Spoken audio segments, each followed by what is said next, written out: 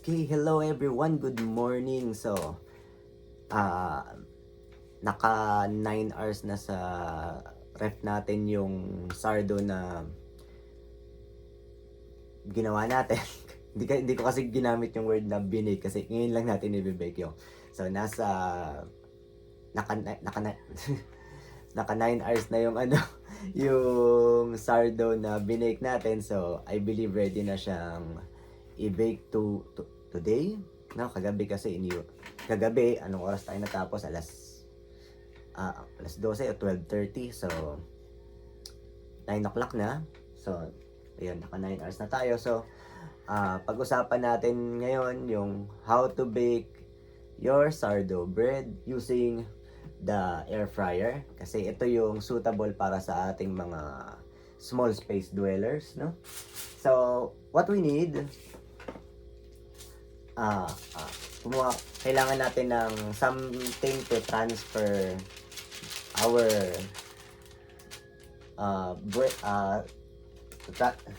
kailangan natin ng something to transfer our sourdough papunta sa loob ng air fryer, which is this is baking paper, no? But kung ako tatanungin, this is not enough. So mamaya lalagyan natin to ng a coating of oil. Kailangan din natin ng aluminum foil kasi we will be using this to initially trap the steam kasi we need to mimic the anong tawag mo dyan, Dutch oven. We need to mimic the function of a Dutch oven dito sa air fryer. So ang ginagawa ng Dutch oven, kinukulong niya yung steam. So ganun din yung gagawin niya natin, pipilitin natin gawin dito sa air fryer. So una, magpalit muna tayo ng angle para kita niyo yung pinagagawa ko. Okay? Okay, this is the better angle. So, ito, lahat ng galawan natin dito, gusto natin maging mabilisan kasi the moment na i-score mo yung sardo, hiwaan mo, ura-urada ilagay kagad natin sa air fryer kasi magko-collapse na yung structure niya, yung barrier or yung yung external skin na ginawa ng proofing, bibiyakin natin. So, sige, kwento ko ng kwento eh. Buti pang gawa na lang tayo. So, yung air fryer natin, kita mo pa yan? Ang gulo pa natin yan. Yung air fryer natin, meron niyang parang ilalim, no? Yung pangsalo ng oil na nahuhulog dito sa parang mesh niya. So, ang gusto natin, magpakulo kayo ng tubig. Tapos, ilaman natin dun sa hindi puno basta magkaroon lang ng ng tamang film of hot water lang dito sa ilalim. Kasi gusto natin ma-convert yan into steam, no? So, balik na natin tong lagi ako nagkakamali dito. Ano ba? Yun. Balik na natin yung mesh. So, we preheat our air fryer to yung max niya ay ang max nito ay 200. I-preheat lang natin ng 3 minuto. So habang nagpi-preheat tayo, gawin natin yung mga bagay-bagay natin.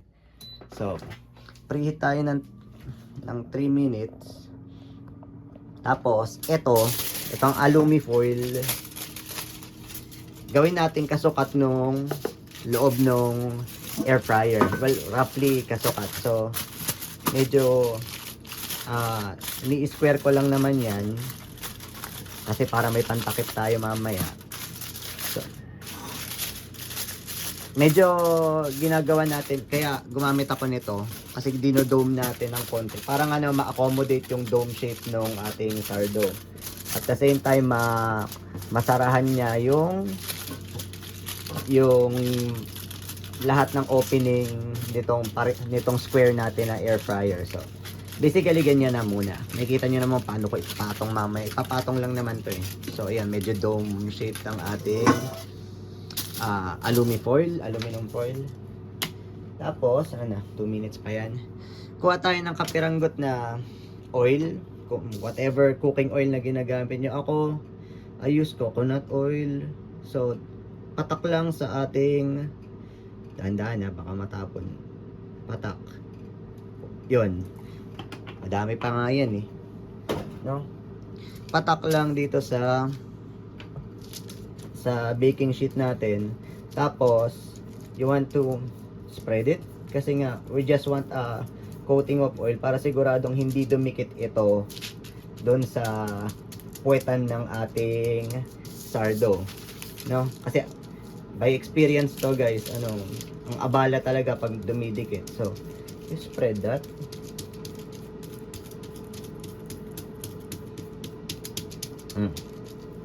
Ayan ha. Okay na yan. Yan pa, meron pa akong, may 2 minutes pa ako. 2 minutes pa ako ng 1 minute. So, sa ganyang usapan, no? Kunin na natin yung pinroof natin from the fridge. So, straight to straight from the fridge.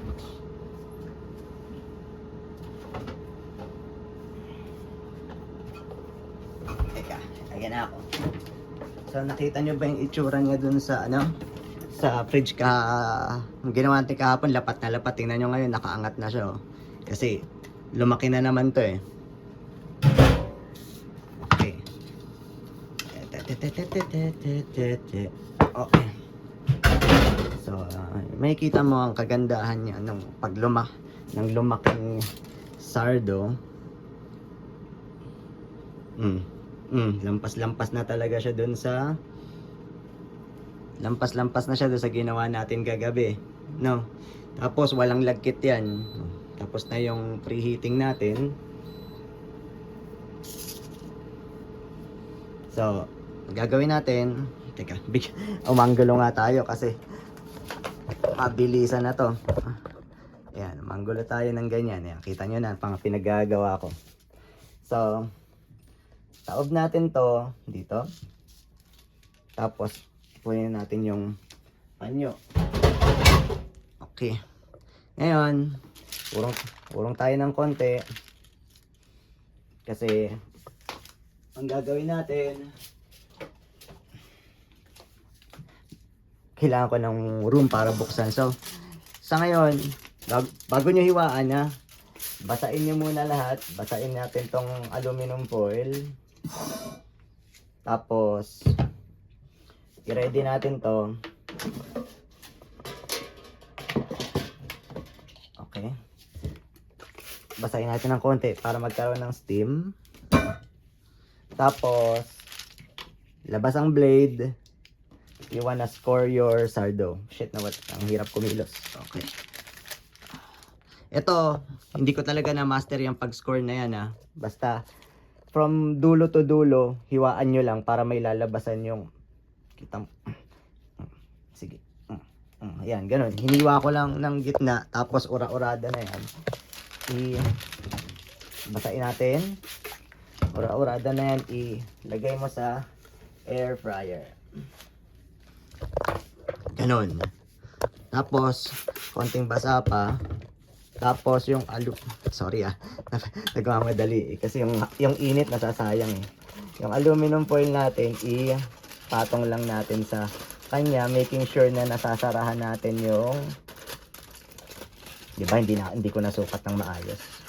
Nasasarahan natin ng maayos yung lahat ng posibleng labasan ng steam. Hindi naman kailangan perfect. Pero gusto sana natin, yun, lapat na lapat, diba? Pasain natin ulit. Sorry Tapos, sara na natin. Tapos, yung max ang gagamitin natin, which is 200 and 15 minutes. Balik tayo after 15 minutes para dun sa next step. Ayun, kaka-shutdown lang after 15 minutes. So, hopefully maayos yung angle natin. So, nakikita niyo yung pinaggagawa ko. So, ayan. Okay. So, after 15 minutes, kuha, tanggal. As you can see, bumuka na ng konti yan. Hanggang ganyan na lang yan. Ano yan tawag mo dito. wala tayong ganong kataas na oven spring, air fryer lang tayo guys. So we tune it down to 185, 15 minutes. And balik tayo after 15 minutes. Ngayon ito, alumi foil, wag nating tatapon kasi ito, kasama to sa gamit natin sa pag-store ng bread. Kasi mas, I don't know, nasanay lang ako na may pinapatungan yung bread ko dun sa ilalim para pag nilalabas ko siya, papatong ko sa mesa, at least hindi siya rektang dumidikit dun sa table. So, see you again in 15 minutes. Okay, after 15 minutes, I think kailangan ayusin natin yung angle na naman para nakikita niyo yung pinaggagawa ko. So, this time, kailangan na nating ibaliktad yung bread natin. Hopefully kita dyan. Make sure na yung mga gilid niya hindi nakadikit doon sa air fryer. Then, gamitin natin tong nakalitaw na parchment. And, will be, yan, diba? Tapos, dahil inoil natin yan, dali tanggalin.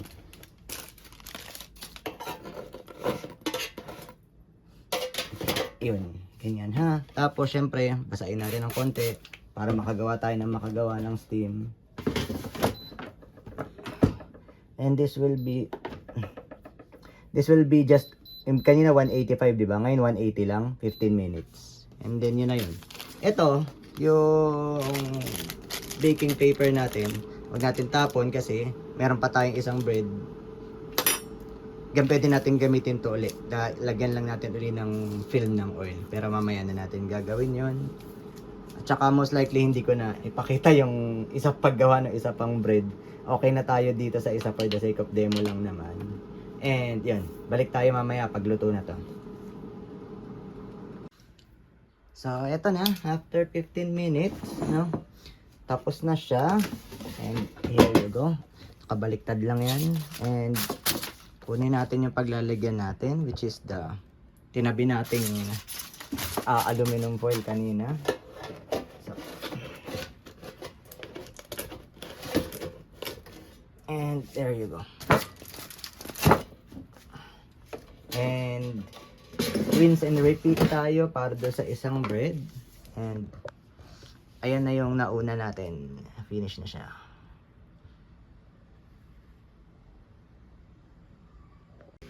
So, ayan. Nakatapos na tayo nung pagbe-bake natin ng dalawa nating sourdough.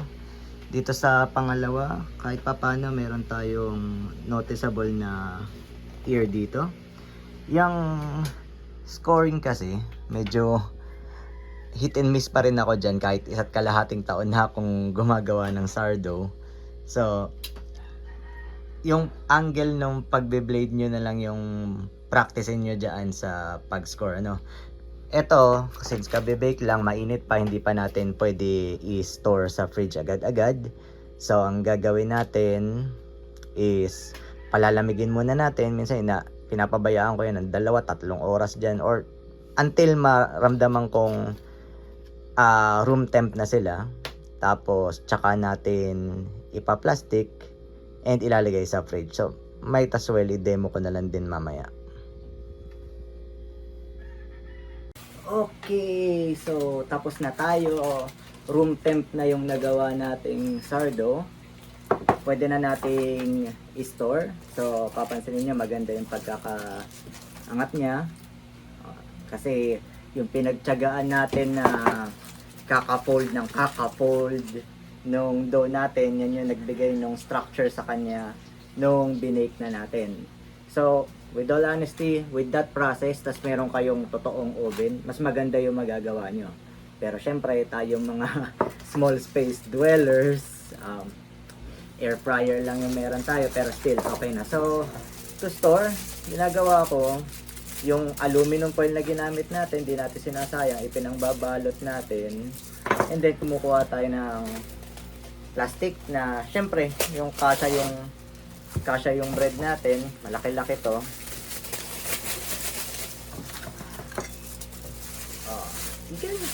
Ganun lang kasi hindi natin binubuhol.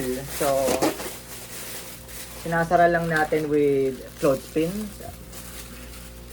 Yan, para may pagkakataon pa rin mag-circulate yung air sa kanya. No, kasi baka mamaya masyado tayo napaaga ng pag-keep. Kahit pakiramdam natin dito, room temp na siya, malay mo mainit pa pala sa loob. So, possible na meron pang tirang moisture yan. So, ayaw nating maipon doon sa loob ng plastic pag nasa fridge na kasi panggagalingan yan ng mold. Ano? Pero, eto, magkikip to sa fridge natin kahit more than 2 weeks pa kasi maabot talaga ng ganun to mga bread na ginagawa ko. Hanggang 2 weeks talaga inaabot. Never pa naman akong naka-experience na magkaroon ng mold. Ano? So, yun na yun. Congratulations! You have finished the sourdough course natin and how to make sourdough bread in the Philippine temperature na napakainit. So, okay na tayo. Baka may additional kayong mga tanong, basta itanong nyo na lang, masasagot naman natin yan sa abot ng ating makakaya. So, bye guys, thank you very much.